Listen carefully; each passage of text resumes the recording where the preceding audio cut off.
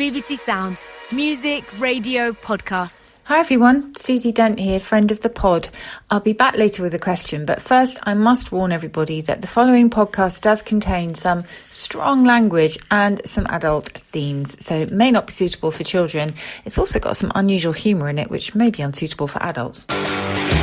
Crouchy P on the MIC. We're doing this not for free, we're doing it for the massive. Got to bash out a quick Mike Dean slaughters chickens in the local park. Was it David or was it David? No, not that phrase. the one that David said to you. I don't want to do that. That's why I've asked you the question. Pancake. Who is the pancake of the Premier League? That should be on the start, I reckon. Everyone's got a Fernando Torres. Hello and welcome to another episode of That Peter Crouch podcast with me, Peter Crouch, Tom Fordyce and Chris Starker with me as usual. Right, boys? How are we? Yeah, it's nice to be with you again, boys. Chris, you've got a very smart tracksuit top. You look very Mike Skinner from the streets this evening, which is a good thing. Yeah, great thing. Well, that's a big honour for me. As you know, like I'm the biggest Streets fan, Mike Skinner fan. So yeah, that's good. But yeah, do you know what it is? Just an old school throwback top. There's something about a tracksuit top though, Crouch, isn't there? Like the hoodie is one thing, but the tracky top, a nice tracky top, you can be worn at any time of the day. You know, I finally got the 90s England shell suit tracksuit, you know. You got it? I've got it, yeah. Ah. And it fit me like a dream. Incredible, you know, so pleased with it. What about you know some of the team trackies that you've got? Do you ever wear them out and about? No, I've got a few pairs of shorts every now and then that I just throw on, sort of like after I've had a shower or something like that, and just to lounge about in. You know, always enjoy it when I've got the Burnley ones on. Yeah, what's her favourite? I don't think any of them potentially are her favourites. Hang on a minute, you're onto something. You go out representing every team you've ever played for. That could be a great look. Yeah, you see, if I did that, I've got quite a few teams, and I'd probably be quite hot. There's quite a lot of layers there. I remember getting on a flight, right? And you know when you've got to you put your hand luggage in the little it's got to try and fit thing. Yeah. So this fella's flying back from Mallorca. And he said, look, unless it goes in there, you can't get on this flight and it's got to go underneath. Mate, he unzipped it. He put every item of clothing, right, that he had. So I'm talking, he had 4 pairs of jeans. He had jackets. He had 2 hats on. And mate, he put the thing in and he was walked in. The woman went, yep, that's absolutely fine, sir. And then when he got on the plane, the whole plane like applauded him. Oh, it was so funny. It happens. Like I've been in that situation where I've had to take things out, or like you try and sneak things into your jumper or your underneath your shirt, coat. so you can get on a plane. Mad rules. I've seen someone once in exactly that situation absolutely ram their bag, like basically hammer it into the thing, look triumphant for a second, and then be totally unable to lift it out again. And we left them with them just trying to lift up the entire stand. So many bizarre rules at airports, isn't there? What's that clear bag thing where you like obviously the liquids and stuff, but it goes into a clear bag? They can see straight through my bag, regardless of what it is, right? So whatever I've got in there, they can see it. So why do I take them out so they're visible when they can just see it in my bag anyway? Is there a worse feeling in the world, boys, than when you've gone through the security and you're watching your bag approaching the divider of doom? It's a little 50-50 and you're thinking, come on. And if it goes the wrong way, it's one of the most heartbreaking experiences you can have. Oh. The difficult thing is this: is not only is not only is disastrous, it's gone the wrong way. You then get degraded because no matter what you've got in that bag is coming out, and everyone can see what you've got in there. And heaven forbid, you've got something embarrassing there, like pile cream or something like that. Yeah, or a dildo. Like, have you ever done the old vibrator? It's on the vibrator table, in your mate's bag, sort of thing. That's a good one. It is a good one, isn't it? You put a vibrator and a couple of coins in the bag. The change from having bought the vibrator. Chris, something I've been wondering all week after our discussion on Dragon's Den ideas. Anything else along those lines? Yeah, we're getting quite a few of these. It's great. And then I think what we'll do is we'll just settle on our favourite one or two and then try and get some investment from Deborah Meaden. What about ideas for this week? Yeah, I've got this message from Ross here. My invention is for that time when you're hungry but can't decide what you want to eat. I would create a box with 3 different sections for crisps, sweets, and chocolate. I'm not sure about this idea, if I'm totally honest. Maybe if you're out and about, but you can still just take a packet of sweets, a bar of chocolate, and a packet of crisps. No idea is a bad idea because the thing is, Ross, it is a bad idea. But what it could do is it could spark just something which is a really good idea. Yeah, we're bouncing off each other, aren't we? You know, we're coming up with ideas. You know, some of them could be shit. That one particularly was. But you know, Yeah. we'll just work from there. But no, it's a good thing that you have been that shit with your idea, because it could spark off something, and someone listening is now thinking, right, confectionery, sweets, that kind of thing. And then they'll have a good idea and then let us know. We've had a message from Bernie Boys. My dragon idea is a polite car horn. I like this. I'm a big fan. Because at the moment you've got nothing between dink, dink, dink, flicking the lights and the fam, which makes people want to fight. Yeah. I totally agree. I hate the horn. I don't think I've ever used it. It's just too loud, and I think it's just rude. You're like, it just gets you angry, doesn't it? And I think we would solve a lot of road rage incidents if we just didn't have annoying horns. Polite horns is a fantastic idea. I'm wondering about maybe a sort of nice British way of doing it would be just a very gentle throat clear, like a... I like that. I like that. I think if you had 3 different types of horn, that would be where you need to go. You know, polite, not so polite, and quite harsh. I used to have something when I was driving, which was a plastic fist, right? And what it did is you stuck it up against the window, and then it had like a squeeze. It was by air. It had like a little squeezy thing which could go by the gear stick, and it just flicks a middle finger up. But then obviously your mates would take advantage of that, and there'd be someone really pleasant behind, and then they were getting the old finger. That's superb. That. Do you know one other thing I don't understand, sticker wise and stuff, is the baby on board. I don't want to crash into the back of you, regardless if you've got a baby or not. So why would you have that? Yeah, I don't like the people as well that get the kind of ones that are trying to be funny, like babe on board, that kind of thing.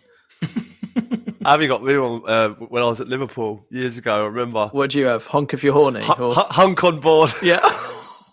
Oh, God. She was like, babe, you haven't put that sticker in. I was like, yeah. I keep forgetting. No one will crash into you because there's a hunk on board, It's catfishing, isn't it? Well, get out. Hold on a minute. Where's the hunk? Do you know what? There's a whole load of ideas there that we should write down and put to Deborah Mead. And let's have a look at this hunk on board scenario. Let's bring back the plastic middle finger and a throat clearing car horn. Chris, any more on the Messi Ronaldo debate? Have you been firing out any messages to anyone? I was going through on Instagram. There's a folder on Instagram where people can message you if you don't follow them and they don't follow you or something. I don't fully understand it. And anyway, I was just having a little browse through there, and sure enough, one of the dragons had slid into my DMs. Oof. Tej Lalvani, one of the newer dragons. Ooh. All the message said was Messi and then a winking emoji face. Ooh. So the dragons are getting on board without me even having to hassle them. That's great news, isn't it? Because we are going to try and solve this on the podcast, aren't we? Messi or Ronaldo. You never know which way this pod's going to go, do you? Why are we asking people from Dragon's Den if who's better, I've Messi kind or of Ronaldo? forgotten. I've lost track of that as well. I don't know why we're asking them. Would be great to widen the referendum further than just the dragons from Dragon's Den. I also don't know if Messi and Ronaldo are both, because they've both got to accept the result as well. I don't know if they're going to accept it on a referendum based on the UK TV show 4 Dragon's people they've Den. never heard of. Deborah who? As always, boys, we've got ourselves slightly sidetracked there. This episode is all about set pieces. Should we crack on? Do it. That Peter Crouch podcast from BBC 5 Live. Set piece wise, people lying down under the wall. Can we get into this? Because Draft excluder, aren't it feels so like I'm not a fan of it. I reckon I've seen 2 goals go under the wall cleverly in my life. So I just don't see the need for it now. Really. I always think if you stand tall, then the keeper should do his job, and it's difficult for the taker. If you jump, you've got more chance of the wall breaking, people turning their backs. It gives you an excuse to sort of turn your backs. If you stand tall, you can't move. That's the best way to defend a direct free kick. Do you think you're more useful to a team vertically or horizontally? Well, I am a better weapon horizontally now. Yeah. So you could be like in hockey, they will bring on a specific player for a penalty corner. So actually, that could be your route back into top flight football. I suppose the issue is you almost have to lie with your back to the wall, don't you? Because you can't get your hands it's in a so weird, natural mate. position. It's like that. It's Seriously. so weird. The poor player. It's like paint me like one of your French girls sort of pose, isn't it? Degrading, isn't it? Let's be honest. It is degrading. Like you're lying down on your back to play, and the best you can hope for from your job is the ball hits you on the back. And you've had nothing to do with it. How's that role chosen?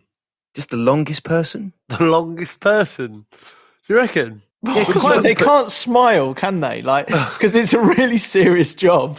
But the pose that they're in, because they're having to face ordinarily, and I don't think this has happened so much because of the pandemic, but at some point there's going to be a stand full of people that they're staring at, and they won't be able to avoid it, right? And they'll be lying down on the ground. Are you worried that if you were still playing, this would be you? 100%, that'd be me. I used to hate it. I used to hate coming back for corners. If I had to come back to be a draft excluder, it would demoralise me. But you would get chosen because those early days of your England career, they're not going to use a Sean Wright-Phillips in that role, are they? I'd be perfect, wouldn't I? I'd be absolutely perfect. You'd be hilarious, mate. Imagine your face. Like, you'd be giving a wink to the crowd and everything. Like, you'd make such a good job of it. That would be me. Like, I'd be like there'd be like my body would cover the wall and my legs would just be like fouling people. You might actually be too long, yeah. You'd be too long to do the job. I think you're right. He's too long for the wall because imagine his head stuck round the side as well. You know, so like he's having his head and his feet on either side of the wall. It would look ridiculous. Do you know what happened as well? People would go over my feet whilst I've got my back to play. Someone like, Harry Kane would run in and go over my feet and go down and get a pen. Do you know what? The thing is as well, that would be a penalty as well, wouldn't it? If you've left a leg it's a pen. out. I've left a leg out, haven't I? It's literally a trailing leg. That's the trailing leg. but I'm facing the goalkeeper. The goalkeeper would have to talk to me at all times about, hey, lift it up. It'll be a bit like when Tower Bridge has to raise to let a big ship through.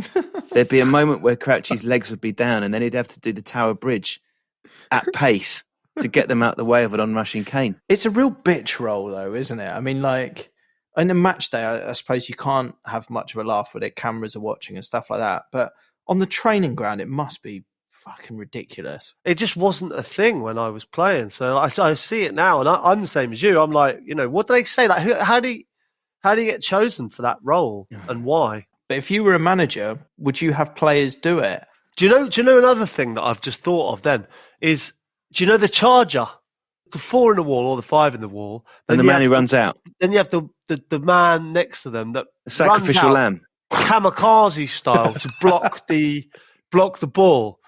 Like, that's chosen by basically the sort of lunatic in the team, usually a midfielder. But I've seen some proper chargers in my time. Who are the best chargers? Glenn Whelan for me was... Did he have the pace to be a charger?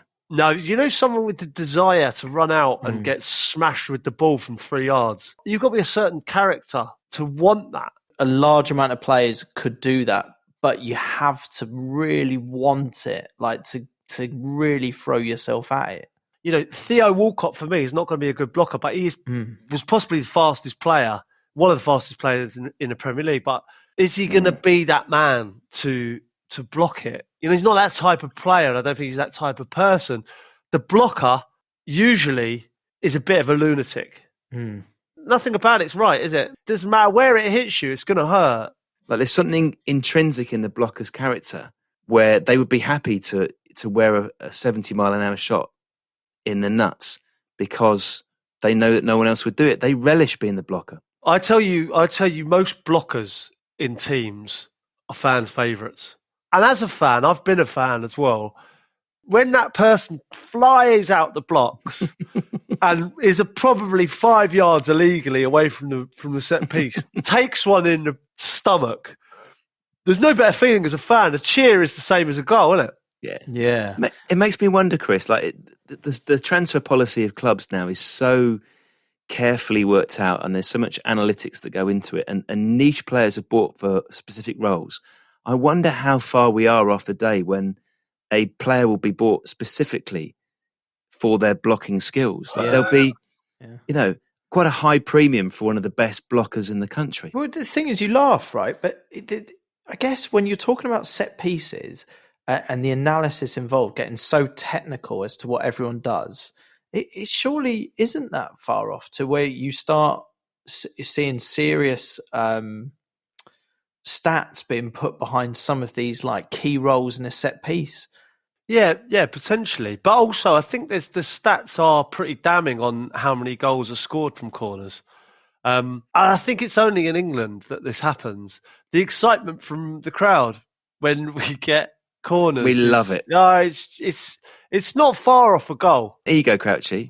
3% of all corners lead to goals. 3%. Right. So if Watford are playing, you're going to get incredibly excited about 100 of them. All 100.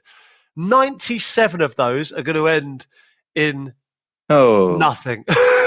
Absolutely and then nothing. that horrible sort of slow trickle of people sitting back down. That's one of the most awkward bits as well. Yeah. It's like when to sit back down after. You never want to be the first, but you don't want to be the last, do you? Can we rattle off just a couple more set piece scenarios just as part of this podcast, right? Because it's fascinating, this.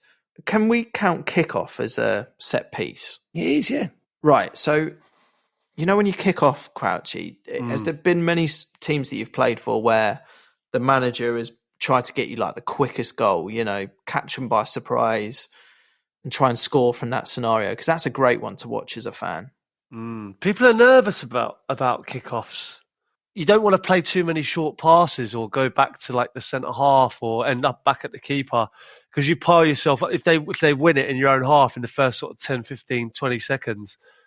So a lot of the time now it's like back to the midfield player and an aimless punt sort of in the direction of, the touchline. And quite often it goes out of play. Yeah. It's the single most aimless pass of the entire match. So and you true. think to yourself, honestly, but you think to yourself, if that was 2 minutes into the match and you did that, for it. you get booed by everyone in the crowd. It's like, So what are we doing? true. It's fucking shit, terrible. But for some reason, during the kickoff, if you boot the ball out of play 60 yards and no one gets near it, not a word said, not one word. It's different rules. It's a bit like when you go over the toll bridge when you're travelling between England and Wales, right? And there's a moment you pay the toll and then it's just fucking chaos for about 10 seconds when you go out the trap. So it's like Mario Kart. There doesn't seem to be any lanes. You just go wild for like 10 seconds. Now, ordinarily, you'd be in trouble for that,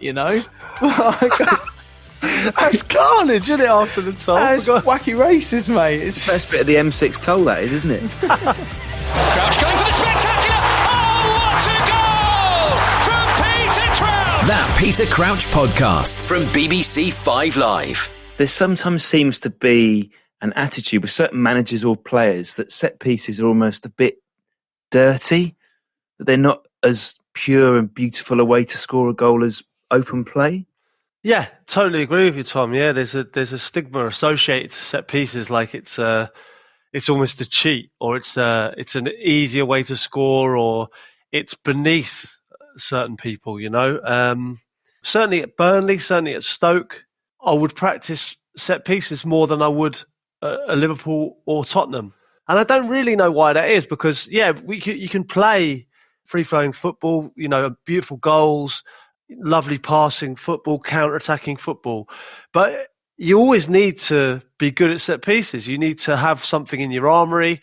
I always felt it like it just got your tally up. If I got a scrappy goal in the 6-yard box, or I got a goal from a corner, it would add to your tally. It would win you games. It would win you points. They're a vital part of football. So I don't really understand why they aren't practiced more, maybe in the in the bigger teams. So is that because for that to happen, you're relying on the other team screwing up to a certain extent? It's not a beautiful, free-flowing move that has come all from your own making. Certainly at Stoke, we were so well drilled in set pieces that there was one occasion where it was actually beautiful football. We practiced this. It was away at West Ham. Glenn Whelan bounces the ball in the corner, right? And we know that's the first corner we're going to try this. So when he bounces it, we know we're going to try this new corner. Jonathan Walters starts sort of at the back post, runs towards the near post. Ryan Shawcross, who has started at the near, blocks John Walters' man. So now he's sort of free at the near post. It's technically a foul, but we've got away with it.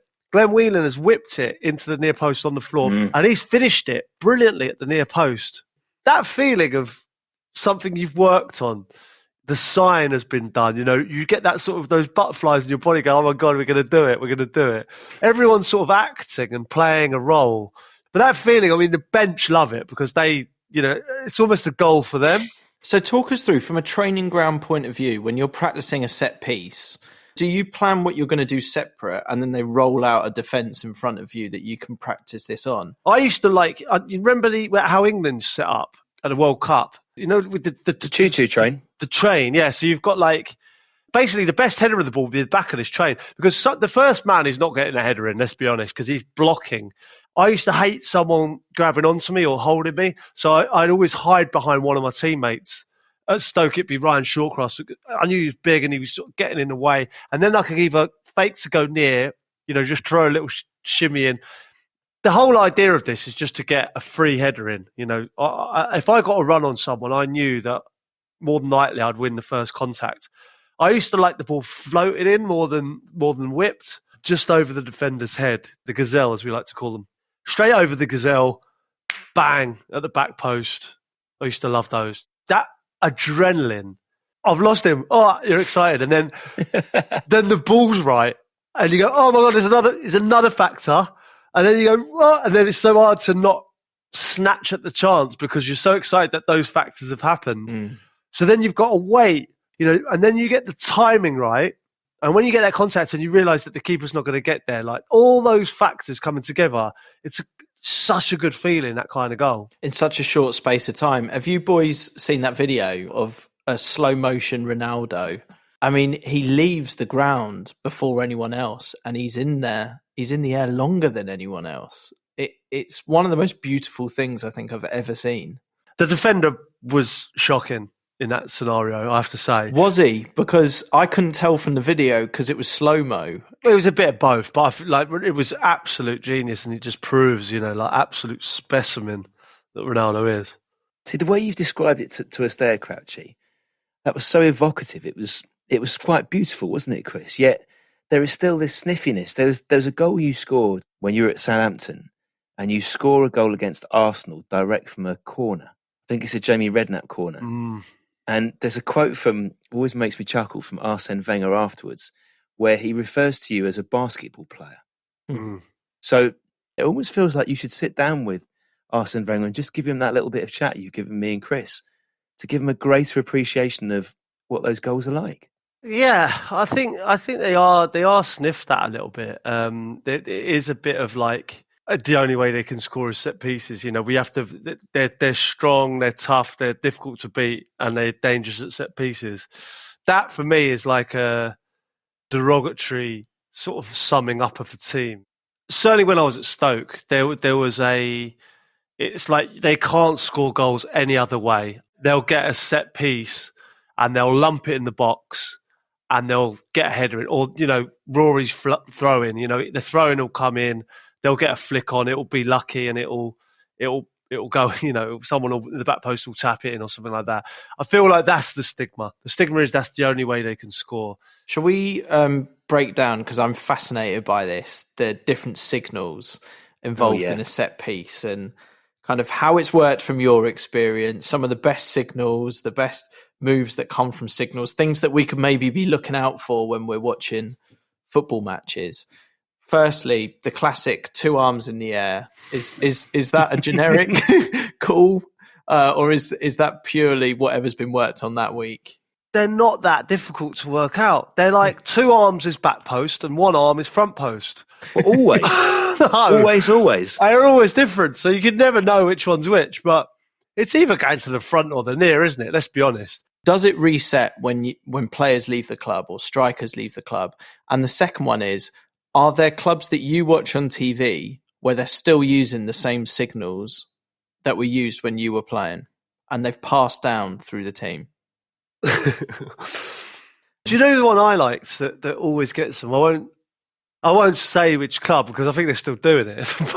Okay, we'll try and guess then, yeah. You know what? Where they'll put the ball down as if they're going to take it, and as soon as they put the ball down, someone else will whip it in. Bizarre how many times that works. Has it ever been confusing for you where you've moved clubs, you haven't learnt the signals in time? When I was at Liverpool, Rafa he was meticulous in absolutely everything he did. So after a game, I forget what signals what. Do you know what I mean? I just that's me. I'm done with signals today. And then on Friday and Thursday, I'll have to learn them again. But Rafa would say to me, we got Southampton on Saturday, like you were there sort of last year. What's the signals? Well, yeah, 1 arm's near post and 2 arms, they usually go far. And it'll be the exact opposite in the game. And I'll go, they must have changed them, Rafa. They've done me. They've done me. What an amazing conversation. And then when you're practicing the signals then for that game, how does it work? The team, usually, on a Friday, the starting 11, will play against the subs and the extra squad members. And then you'll do set pieces at the end, and you'll be standing there. If you're not playing, you'll be standing there in a bib, and you'll have to pretend to be someone that you're playing against on Saturday. You know, I'm standing there, you know, because I'm big and tall. I'll be the centre half, and I know I'm a sub. Really, it's the most demoralising part of football. Really, being the human cone for the team to practice their set pieces on, and also you don't want to then run too much or embarrass them or score because you know you're going to be out there a hell of a lot longer till the team gets it right. Yeah. I don't want to run into Shawcross and try as hard as I can. You know, people will get injured. You know, Butler's coming out for a cross. I'm not going to throw an elbow. I'm not going to do it like a match situation anyway. But I feel like you could do all this in front of a tactics board or around a computer. Like, there were times where it was absolutely freezing or completely pissing down, and we're sort of talking about where people are going to stand outside when we could, I think, do it inside. What about then when you sign for a club? Do you bring your own? How do you put your own stamp on set pieces, or does it always come from the manager? My worst scenario would be the blocker, the decoy, and God, I couldn't tell you how annoyed I was doing that. You're standing there as basically a human sort of lamppost at the near post. Human trampoline, aren't you? Flicking something on for someone else to get the glory. Absolutely hated it. I've got a bit of stat chat for you, Crouchy, about this. I know we love our stats on this show. So this whole near post flick on business. So your chances of scoring a goal from a corner where there's a flick on, you will score a goal 4.8% of the time. If you're taking a corner ordinarily and there is no flick on, you'll score 2% of the time. So the flick on is about as potent a weapon as you can bring out on a corner. I get that. I do think there's the 100% case for the flick on. I just don't want to be the flicky. I want to be the tapping merchant at the back stick. So that comes from the manager, right? So you signed. Where did this happen, Crouchy? So you just signed for a club, and then you're a tall guy. Suddenly we've got someone for this role, right? Very as I got older, I became sort of more vocal in where I wanted to be for corners, and that was basically getting on the end of them because I felt like it was a free shot at goal. If my movement was right and the ball was right, I'd feel confident that I'd beat anyone in the air. And I didn't want to lose that opportunity to score. It reminds me of the centre forwards episode, this, just in the way that, ultimately what Tom's talking about is it's a massive benefit to the team to having someone in that position doing it. But then ultimately you are passing it on to someone else. And Exactly. Yeah, I just didn't want to. I didn't want to be that one flicking it on. I want it that near post one. You know, you're not scoring. Well, Crouchy, what's your advice to anyone who is being used as a flick on? It's difficult, especially if it's working. Just make it not work. So basically, the message is: if you're a flicky, just fuck it up as often as possible. Yeah. Until someone else is given your role as chief flicky. Well, can you not give some credit then for the fact that if we're going by your stat, Tom, that there's a very good chance that the flicky absolutely nails the assists stats wise. I was surprised how many assists that I got. I think a lot of those are flicks. I wouldn't say a lot of them are like Kevin De Bruyne through balls. You know what I mean? I'd say a lot of them are like flickies. Thing is, though, Crouchy, one of your first game you play for England, you give an assist to Michael Owen with another category of set piece, which is the quick free kick. Yeah, quite pleased with that. You know, it's my first start for England, and I think I got fouled in sort of the middle of the pitch. I just sort of fell on the ball, picked it up, and then Michael Owen made a just great run and just made my mind up for me. And it was just instinctive, just put it down and passed it through, and then he finished it, great finish, and that really sort of lifted my confidence, because I remember Sven talking to me afterwards and said, you know, that was a great bit of quick thinking, and it was nice. What's your take, Crouchy, if and have you had many experience of this, of like a player pissing about in front of you and you just want to spank the ball at them?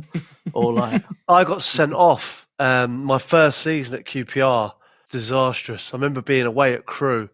I got booked for something. Later on, there was a free kick happened. I gave away a foul. And he goes to take a quick one, and I just put my leg up and blocked it, and I got sent off for that. You should be. I think if someone tries to stop you taking a quick free kick and stands in front of it, then you should be allowed. They have to pull their shorts down, and you're allowed a free shot with the football at their arse. I like it's become a good shithousery we've discussed before, haven't we? Like. It's nice, isn't it, that we're revisiting shithousery on the pod when we've got Susie Dent back on? You know that you know when Ryan Giggs took that corner, you know, he just left it in the I can't remember if Rooney left it and Giggs dribbled it in, and they ruled the goal out at Old Trafford. Do you remember it? That's top shithousery. Exactly. On a set piece, that, isn't it? You know, like taking it and then walk away as if you've left it for someone else, and then they dribble it in. Like, there's an argument that the Trent Alexander-Arnold corner for Origi's goal against Barcelona is top shithousery. That's a really interesting one. Like, is that classed as shithousery? Do you think the shithousery is where there's an element of deception with it? I think you're right, Chris. If he was walking to the side, right, or if he was pretending to do his laces up or something, there's an element of dramatics about it. Deliberate deception. I love it. Well, I'll tell you why, because VAR can't do anything about it. If a player dances around in front of a throw-in or gets in the way of a goal kick, nothing VAR can do. VAR will never be able to solve shithousery. And do you think that's why we've started leaning? VAR has forced us into the arms of shithousery. because VAR has forced us into the arms of shithousery. Just it shouldn't make any sense, but it does. Think about it. That Peter Crouch podcast from BBC 5 Live. Crouch, you must have been in situations where someone has messed up. They've forgotten what they're meant to do. And then you go in at half-time or full-time and they are the fall guy. There's nothing worse than, you practicing all week. Everyone knows their jobs on set pieces. Thursday and a Friday, the last sort of 10, 15 minutes, corners for, corners against, free kicks for, free kicks against, throw-ins, the odd throw-in here and there. And then on a Saturday, we just, in the PowerPoint before we leave for the ground, you just have reminders. And then you get into the changing room on a Saturday and everything will be pinned up on the board so you don't forget. Basically idiot-proofing. And the worst one is if your name is put up next to another name, say I'm put up next to John Terry and my name is next to their name on that exact man who scored, you come in at half time and it's not a lot you can say. You go like Terry Crouch and Terry's just bagged one from a set piece. you have to hold your hands up and you're sheepish and you say, sorry, lads, I've let you down. And if it's worse, if this is the end of the game, you've lost the game down to this one set piece that someone scored. There's nothing more shameful on a football pitch, really. You feel about that big. What about, I'm going to put something forward which may be considered more shameful. Chris, I don't know what you think about this. I'll give you a scenario. It's the 89th or 90th minute and you're a goal down and you win a corner. The corner taker, with his corner, fails to beat the first man. As a fan, there is nothing worse. You'd rather it overhit. Yeah, what do the players say in this scenario? Because I've never seen so many people all at once start moaning about how much players earn than when they can't. No, but it's true. It's always the first topic of conversation. But there was a case of this recently for Wednesday where Izzy Brown, who's on loan from Chelsea, it's 1-1 against Rotherham. It's the last minute. It goes straight to the first man. Rotherham break and smash one in the top corner. But there's no real excuse for it, is there? It is, but really bad, isn't it? Let's be honest. Do you bollock a teammate for that? How do you? I do because I used to thrive off crosses, right? And if someone wasn't getting a cross in or kept hitting the first man or kept coming back, I used to bollock them. Yeah, definitely. I was speaking to Jermaine Genius about this recently, and he was talking about Shearer. He was talking about the bollockings that he would give fullbacks and wingers for either hitting the first man or not getting a cross in when he wanted it. And he said the bollocking became that big that they were just throwing it in from everywhere. I think it's the one thing about a set piece. Like it's the biggest annoyance. Like surely as a professional footballer, it's just the one thing that you've got to avoid. And it's also the one thing that I think fans, managers, players, everyone's bonded by, and that cannot happen. So we're putting all the blame on the corner taker for not beating the first man. At no point have we ever considered giving any credit to the first man. That's so true. That's a valid point. That's so true. That's a really valid. Do you know what's amazing about this podcast is it's really opened my eyes that I've never ever thought of the first man. You never hear a commentator go, "No, that's brilliant from the first man." Do you know what I mean? Superb first manning. There's never any excitement for the first man, is there? Never gets picked up in the analysis. I mean, Crouchy, you are in a position to influence this. Next time you're on punditry duties. Yeah, great shout. You just highlight the first man and go, well, actually, I'm going to put a different spin on this. The first man was in the correct position to clear. Yeah. I mean, it'd be amazing, Chris, wouldn't it, to be the first time anyone's seen a first man get man of the match? Yeah. Yeah, he's not, he's missed 2 chances today, but he's got 5 first man clearances in. I think from here on in, we should rebrand best man at weddings, and that's a first man. No, you know what I mean? Really make it a glorious role. One that kids want to be. Negatives into positives. That's what we should be about. No one wants to be a draft excluder. Everyone should want to be a first man. Hi, Susie Dent back again, and it's my chance to put Crouchy under a bit of pressure. So Peter, I would like to know, when you're playing, do you have a secret code, a kind of secret language that you use with players on your team so that they know exactly what you're going to do whilst the opposition doesn't? Listen, I'm sure you know. You've played football. You know the over. What is it exactly? A player's behind you and you let the ball run through your legs because you get the shout from behind. And, it's often like 2 strikers in tandem. It was a move like we worked on as kids. The most perfect example of an over or a Sids or a Jacks was when the year that Man United won the treble. The goal against Barcelona between York and Cole was beautiful centre-forward link-up play. Say it was York and he would have just shouted over. He's run over the ball and then gone for the return ball. And then they played a couple of 1-2s together. It was a fantastic goal, but that was the perfect example of an over, a Sids, a Jacks. I suppose that is a different language in some ways, but people started saying, you couldn't say over anymore. So you had to make up people's names. So it was universally known in football to like a Sids or a Jacks because they're names. I remember one of the first rules of football that really baffled me as a kid, I don't know if you had this, Chris, was when you were playing football and someone shouts mine, and the referee blows his whistle and goes, whoa, whoa, whoa, whoa, whoa. And all the kids standing around going, what's wrong with that? Is it an official rule that you have to put your name on it? Like, can a referee stop a game for that? Yeah, it was. So I remember when it came in, it was like you can't say, because I was a young player, you couldn't say mine or yours or and even it's like bad sportsmanship now. If you're behind someone and you're on the opposing team and you say like over Jack Sids and then get the ball, I think the referee can still blow up. I've heard it done with where a striker is making a run into a box and one of the defenders has gone near post to clear it, and then the striker is shouting, "Keepers!" So the defender leaves it, and then the striker bangs it in. Did you ever do it, Crouchy? Be honest. Was there a game where it gave you an edge? Do you know what? No. I've seen it done, and I've seen it done in training, because in training it's quite funny, isn't it? Like you just do it. But I've never done it. No, I don't agree with it really. It's just cheating, isn't it? Do you imagine VAR went back on it and they're slowing down a player's mouth? It's only a matter of time. Imagine that. Drawing lines as his lips open. Yeah. Look, we can just see his lips opening there. We're not far off that, I don't think.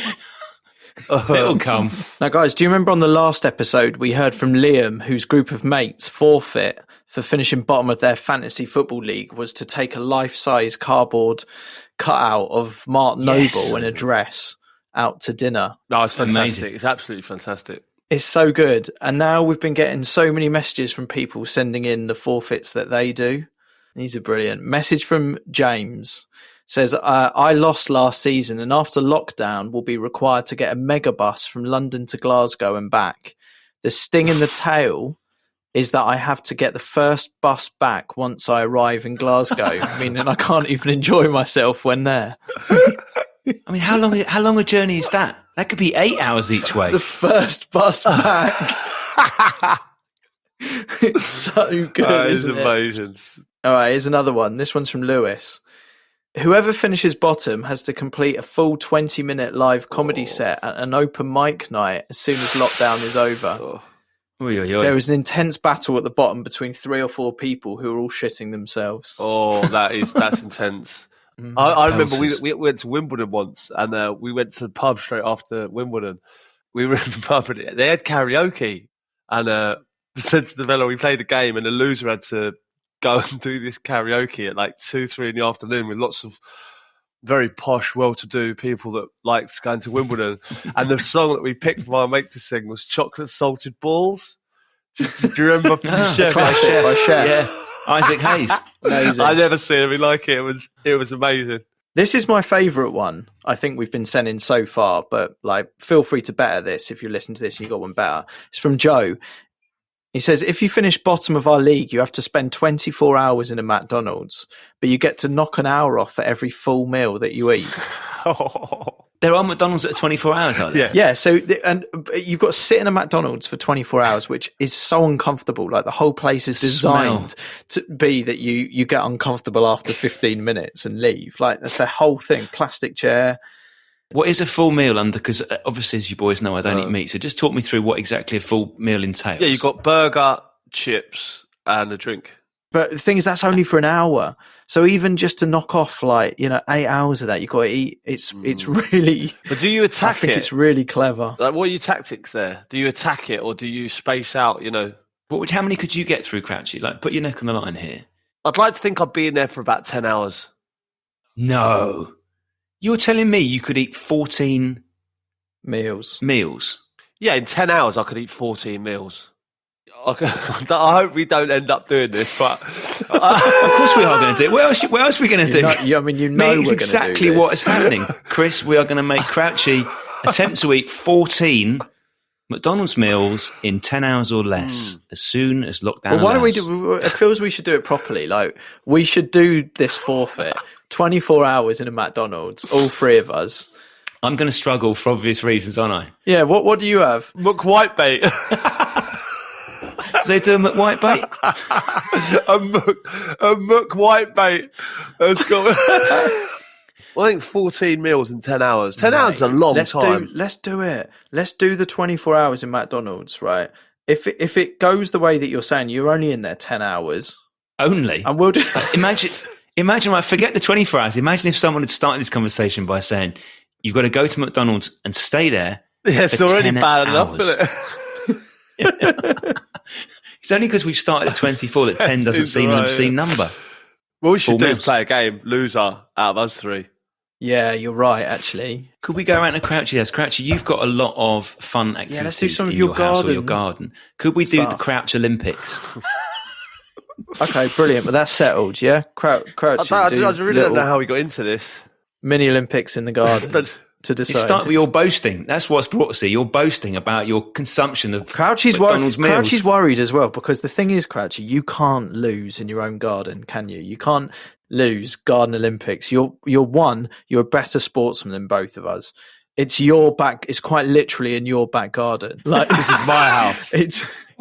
And I would love it if we beat you. The ultimate away win, that wouldn't it? To go to Crouchy's house Yeah. and beat him in the Crouch Olympics. He could literally go out there now, Chris, and start Mate, practicing. He's got till the end of lockdown to practice. I've never been beaten in my own garden. Yeah, we'll see, mate. We'll see. Let's get thinking of the events. Loser 24-hour Mackey's challenge. It's going to be great. That Peter Crouch podcast from BBC 5 Live. Boys, I'm delighted to say we've got Annie Mack here with us now. You know this bit of the pod where we let other people come on and sell a show that they've done or a podcast that they're on. Plus, we usually sort of sidetrack them with all sorts of nonsense. Today, it's Annie Mack's turn. How are you, Annie? Can I just make a formal apology to the listeners of this podcast? What was I thinking? Why did I ask that question? I'm still look back at that and just shudder with embarrassment. Annie, I have to say, out of all the questions we've had, it was by far, I was going to be, before you even brought it up, I was about to thank you for possibly the best question we've ever had. Should we just remind people who may not remember, Annie, your question revolved around whether Crouchy would rather, at a swanky party, have a piss in the pool, or, I think I'm correct in saying, jump in and leave a floater. Yeah. It was that, but it was the idea of the float. Oh God, I can't believe getting into this again. But it was the idea of the floater. Maybe you could get away with it because you could be out of the pool and moved on before people discovered it. Whereas if you had to just stand there and take a piss, it's clear what you're doing and everyone's watching. It's nice we can clear things up because on the podcast as well, I described you as the Gary Neville of Radio 1 and it got misquoted in tweets to you. As you know, Annie, like, we're good friends. What I mean is, out of all of our lot of Radio 1, you're the one that can kind of rally everyone together. Yeah. That's what I'm happy to be the Gary Neville of the DJ crew. What I always think with you, Annie, and I think it's like, I feel like your show is like a little island for me. Like I can turn it up loud, but dance music has kind of kept people sane throughout this whole time still, despite the fact people can't go to clubs. And I think that's been quite interesting. People use that show as a place to, you know, as a kind of, I don't know, a signpost for like, fun is here. I can relax. I can decompress. The weekend is here. And it's all kitchen raving now. All people at home in their gardens. You have good kitchen raves, Crouchy, don't you? Oh, yeah, I know you and Abs have good I bet times. you have an amazing kitchen rave. Oh, Crouchy. we have good kitchen raves. Yeah, you know, like the music from the roof. We bang it out. We shut all the doors so the kids don't wake up, and we go for it. Love it. Love it. Yeah. I always find this bit of the podcast an interesting one because we're kind of telling people to go and listen to potentially rival podcasts. But we like to think of it as slightly more collaborative than that. I think that's fair to say, boys. But Annie, your podcast, and I'm not just saying it, it's amazing because I think everyone gets to see the other areas of your life that you bring into it. I was thinking about how it can kind of tie in with what you lot do. You know your Mike Dean episode about the referee that used to work in the slaughterhouse. I mean, in terms of an extreme change, that's kind of what I'm talking about. So we focus on people, not necessarily well-known people, just people who've got mad, extraordinary stories of change. And it's just mad to hear the story of how someone gets into that situation and then how they get out of it. And I'm really, really loving doing it. It's wicked fun. Here's an idea for your next kitchen rave, Crouchy. BBC Sounds app, you can scroll across and get Radio 1 Dance, and it's just straight up dance music. Is it? I think it's all day long, is it, Annie? Like whenever I tune into it, it seems to be music. You'll know more than me. Yeah, so it's basically it's like the sound of my show or Pete Tong's show or Danny Howard show 24/7. So you just press that button and it's like 24/7 dance music. If you can't get enough of Friday night, if you want it to be Friday night all the time, then Radio 1 Dance is where you go. It's on BBC Sounds. If you soundtrack inappropriate things to it, it's great. Like, I'm thinking like when you can have your mother-in-law back over, that kind of thing, and just have it going. Chris, have you told Tom and Crouchy about Sack City? Me and Annie are setting up our own dance outfit called Sack City. Don't leave Scott out. Yeah, and Scott. I mean, he's the S in the... So like Silk City a bit, but Sack City. And apparently we're going to take over the unis, do all the tours. I'm going to DJ. Chris and Scott are going to shout out Bournemouth or whatever you do on your mic. Exactly. Yeah, we'll shout out what town we're in. So they sound like the real skill behind the operation.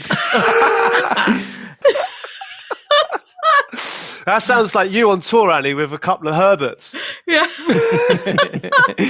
Oh, Annie, I love that you're on this podcast. It's always fun getting you on. Well, I'm so happy that I haven't degraded myself like I did last time, so I'm just happy about that. Thank you for having me. We do that on every episode. Don't worry about it. Okay. Crouchy's done the robot again because it's 100 Premier League goals for Peter Crouch. That Peter Crouch podcast from BBC 5 Live. BBC Sounds. Music, radio, podcasts.